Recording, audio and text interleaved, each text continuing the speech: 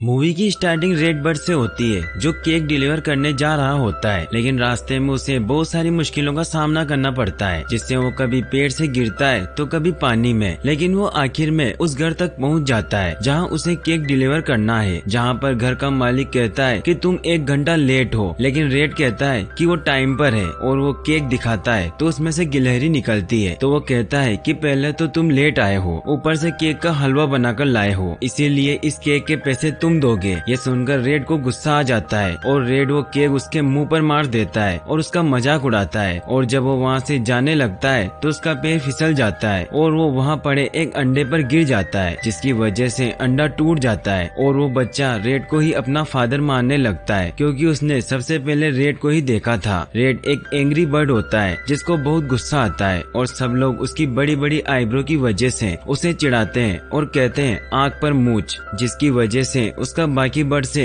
हर रोज झगड़ा होता रहता है। इसीलिए उसे कोई भी पसंद नहीं करता, जिस वजह से उसे अपना घर गांव से दूर समुद्र के पास बनाना पड़ा। नेक्स्ट डे उसको अदालत में बुलाया जाता है, क्योंकि उसने जिस बर्ड के अंडे को तोड़ा था उसके फादर ने उस पर केस किया है कि रेड की वजह से वो बच्चा सबसे पहले अपने मम्मी पापा को नहीं देख पाया, जिस वजह से वो रेड को अपना पापा समझता है और वो रेड को ही अपना फादर बोलता है। रेड के गुस्से की वजह से जज और सब लोग उसका बहुत मजाक उड़ाते हैं और जज रेड को लेक्चर देने लगता है, जिससे रेड को गुस्सा आ जाता है और वो जज की पोल खोल देता है, जिससे जज गुस्सा हो जाता है और वो रेड को आइलैंड की सबसे खतरनाक सजा सुनाता है, जो है गुस्सा मैनेजमेंट क्लास। और अब रेड गुस्सा मैनेजमेंट क्लास के लिए जाता है और वहाँ पहुँचने पर उसे स्माइल स्टेचू को देखकर बहुत गुस्सा आता है और वो उसे तोड़कर वापस लगा देता है। रेड अंदर जाता है तो मटिल्डा उसका वेलकम करती है और वहाँ बैठे 3 और बर्ड से उसे मिलवाती है, जो सभी कोर्ट द्वारा दी गई सजा को काट रहे होते हैं और वहाँ पर खुद को सुधारने की कोशिश कर रहे होते हैं, जिनमें से एक का नाम चक होता है जो बहुत ज्यादा फास्ट होता है, दूसरा होता है बॉम जो अपने गुस्से से कहीं भी कभी भी फट जाता है, तीसरा होता है टेरेंस जो साइज में और गुस्से में बहुत ज्यादा बड़ा होता है। रेड वहाँ से जाने लगता है तो मटिल्डा उसे पकड़कर वहाँ बिठा देती है। मटिल्डा सबको बताती है कि आज हम सीखेंगे कि योगा से गुस्से को कैसे कंट्रोल करते हैं। सभी योग करने लगते हैं। उसी वक्त बॉम्ब फट जाता है, सब अपने घर जाने लगते हैं तो चक रेड को अपने साथ चलने को कहता है, लेकिन रेड मना कर देता है क्योंकि वो किसी से भी दोस्ती नहीं करना चाहता था। अब रेड अपने घर को लौटता है। वो बहुत ही ज्यादा दुखी होता है क्योंकि उसके पेरेंट्स बचपन में ही गुजर गए थे और उसका कोई भी दोस्त नहीं था, क्योंकि वो बचपन से ही सबसे दूर अकेला रहता था। नेक्स्ट डे वो सब मटिल्डा की क्लास में जाते हैं तो वो देखते हैं कि सभी बर्ड समुद्र की तरफ जा रहे हैं, तो वो सब भी वहाँ जाते हैं तो वो देखते हैं कि एक शिप उन्हीं के आइलैंड की तरफ आ रहा है और जैसे ही वो किनारे पर आता है तो वो रेड के घर से टकरा जाता है और उसका घर टूट जाता है और शिप के अंदर से 2 हरे भरे पिग्स बाहर आते हैं, जिनमें से एक कैप्टन लियोनार्ड होता है और दूसरा उसका असिस्टेंट होता है जिसका नाम रोस होता है। लियोनार्ड कहता है कि हम पिगी आइलैंड से आया है और हमने पूरी दुनिया घूमा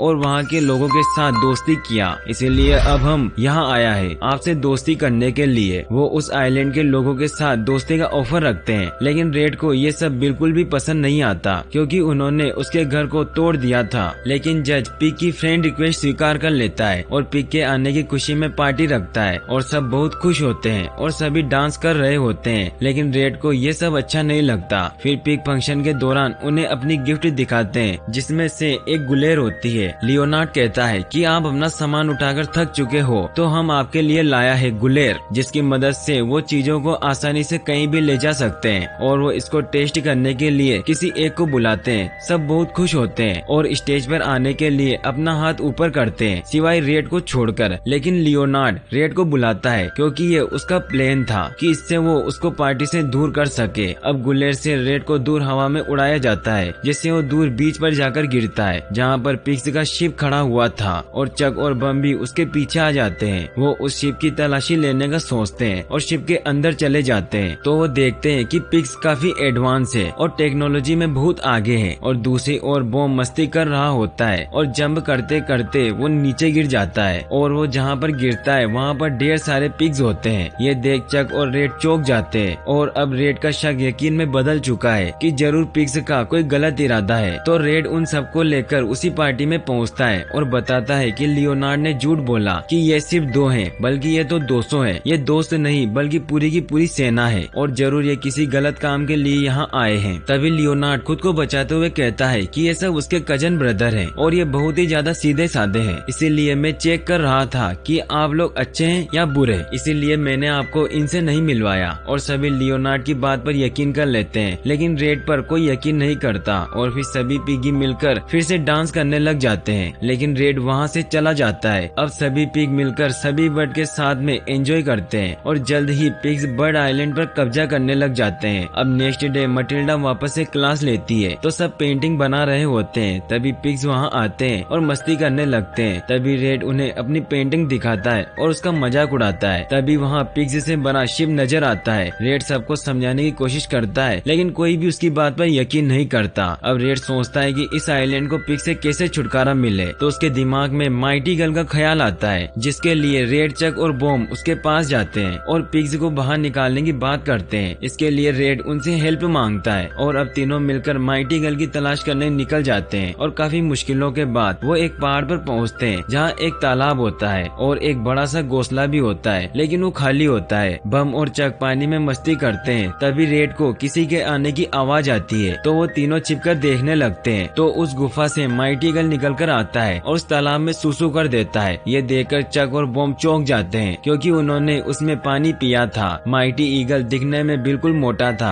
ईगल उनकी आवाज सुन लेता है और वो उन्हें गुफा के अंदर लेकर जाता है और उन्हें अपना रूम दिखाता है। वो सिर्फ अपनी ही धुन में होता है और वो सिर्फ अपने ही बारे में सोचता है। वो उन्हें अपने पोस्टर्स और ट्रॉफी दिखाता है। ईगल डांस करता है, गाना गाता है, जिस पर उसकी हरकतों को देख रेड कहता है, हाँ थोड़ा से सटिया गए हैं, लेकिन मदद तो कर ही देंगे। वहीं दूसरी ओर पिग धीरे धीरे करके पूरे आइलैंड पर कब्जा कर रहे हैं। जब ईगल टेलीस्कोप से एक बूढ़ी बर्ड को देख रहा होता है, तभी रेड वहाँ आ जाता है और उसे देखने लगता है। वो उसके टेलीस्कोप में देखता है कि पिग्स उन बर्ड्स के अंडों को चुरा रहे हैं और आइलैंड पर बॉम्ब्स बिछा रहे हैं। ये देखकर वो परेशान हो जाता है और माइटी गर्ल को अपने साथ चलने को कहता है और कहता है कि हमको तुम्हारी जरूरत है, लेकिन माइटी ईगल मना कर देता है और कहता है कि वो अब रिटायर हो चुका है और वापस अपनी गुफा में जाने लगता है। लेकिन रेड कहता है कि आप तो मेरे हीरो थे, मुझे बचपन से ही ऐसा लगता था कि जब तक आप हमारे साथ हैं तब तक हमारे साथ कभी बुरा नहीं हो सकता, और आज जब हम इतनी बड़ी मुसीबत में हैं तो आप मदद करने के लिए मना कर रहे हैं। हमारे लिए इससे ज्यादा डरावना और कुछ भी नहीं हो सकता।